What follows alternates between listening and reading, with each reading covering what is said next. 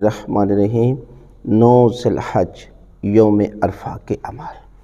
یہ وہ دن ہے کہ جو افضل ترین دن، حضرت امام زین العابدین علیہ السلام فرماتے ہیں کہ ایک شخص اس دن لوگوں سے مانگ رہا تھا، تو امام نے فرمایا آج بھی مانگ رہے ہیں، آج تو اس اللہ سے مانگ کہ جو انسان ہاتھ اٹھا کر اس دن دعا مانگتا ہے تو پروردگار جو ہے وہ اس کی دعاؤں کو قبول کرتا ہے، پروردگار خالی نہیں لوٹاتا۔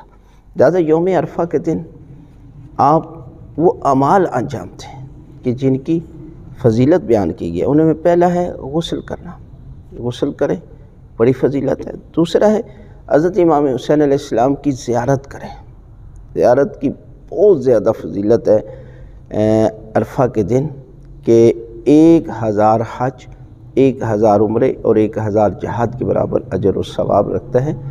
آپ 9 ذی الحج کو امام حسین علیہ السلام کی زیارت کو جائیں، اگر نہیں تو زیارت امام حسین علیہ السلام پڑھ لیں، جو ہے وہ بھی اجر مل جائے گا۔ نماز عصر کے بعد دعائے عرفہ پڑھنے سے قبل زیر آسمان کے نیچے 2 رکعت نماز بجا لائیں، یعنی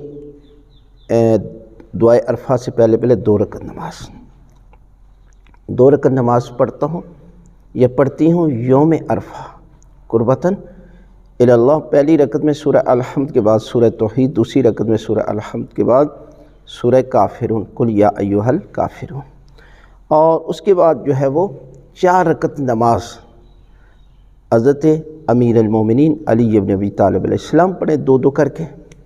نفلی عبادت ہمیشہ 2 کر کے پڑھی جاتی، 2 رکعت نماز پڑھتا ہوں یا پڑھتی ہوں نماز حضرت امیر المومنین قربتاً الی اللہ۔ پہلی رکعت میں سورہ الحمد کے بعد 50 مرتبہ سورہ توحید، دوسری رکعت میں سورہ الحمد کے بعد 50 مرتبہ سورہ توحید، اسی طرح پھر دوسری رکعت میں بھی اسی طرح دوسری نماز میں بھی 2 کر کے آپ نے پڑھنی ہے۔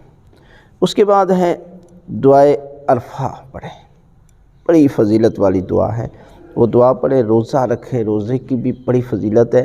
لیکن اگر آپ نے دعائے عرفہ زیر آسمان پڑھنی ہے، تکلیف ہے، گرمیوں کا موسم ہے، تو آپ جو ہے وہ اگر دعا نہیں پڑھ سکتے، کمزوری محسوس کرتے ہیں تو پھر روزہ نہ رکھیں، لیکن روزے کی بڑی فضیلت ہے اس دن۔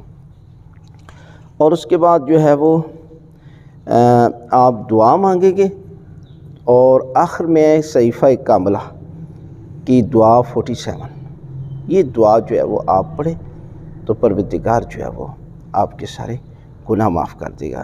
یہ اعمال ہیں، ان اعمال کو کرتے ہوئے ہمیں بھی ہمارے والدین کو یاد کریں تاکہ یہ اعمال آپ کی اور ہماری بخشش کا ذریعہ بن جائے۔